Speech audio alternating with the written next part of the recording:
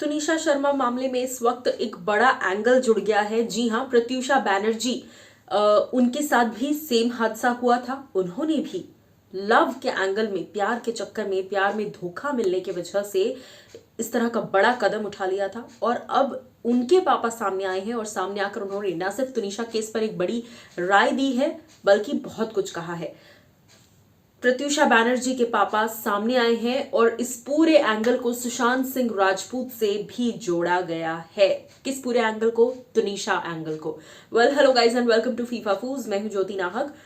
जिस वक्त से तुनिशा हम सबको छोड़कर गई हैं, जिस वक्त से तुनिशा ने सुसाइड किया है, उसके बाद से लेकर अब तक कॉन्स्टेंटली इस मामले पर कोई ना कोई नई अपडेट सामने आ रही है और वो हर नई अपडेट हमें भी हैरान कर रही है और आपको भी हैरान करेगी। तुनिशा के गुजर जाने के बाद कुछ वक्त लगा उनकी मम्मी को, लेकिन अभी उनकी मम्मी स्टेबल कंडीशन में है। एटलीस्ट वो गैप तो कभी फिल नहीं हो पाएगा, बट इस वक्त वो एक स्टेबल कंडीशन में है। उस स्टेबल कंडीशन में वो सामने आकर उन्होंने प्रेस कॉन्फ्रेंस रखी कल के दिन। उस प्रेस कॉन्फ्रेंस में उन्होंने ए से लेकर जेड तक मैसिव खुलासे किए कि धर्म बदलने की बात की जा रही थी, धर्म बदलने के लिए ब्लैकमेल किया जा रहा था, उसे हिजाब पहनाया जा रहा था, उसे बुर्का पहनाने की बातें हो रही थी। इस तरह की कई बातें की गई।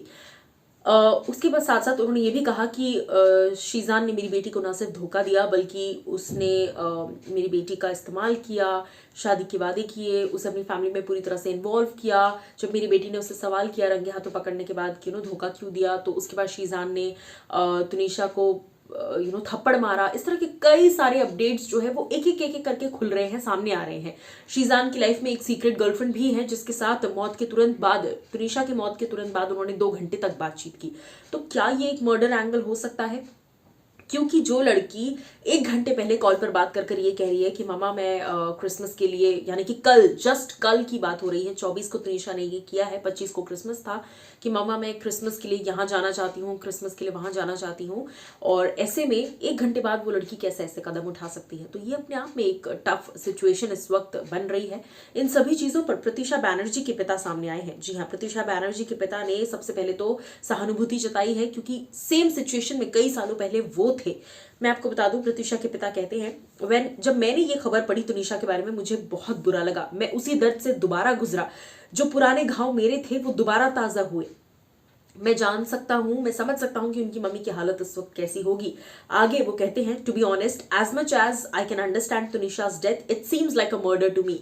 पिछले कई सालों में कई ऐसे मर्डर्स हुए हैं जिन्हें सुसाइड का एंगल दिया गया है। जी हाँ, इस बात को बहुत एविडेंटली उन्होंने कहा, सुशांत सिंह राजपूत से जोड़ते हुए, कि सुशांत को भी मारा गया लेकिन बॉडी को लटकाकर इस तरह से दिखा दिया गया कि इट्स अ सुसाइड। उस केस को 2.5 साल होने को आ रहे हैं। सेम चीज तुनिशा के साथ भी की गई है, मुझे ऐसा लगता है, ऐसा उनके पापा ने कहा है।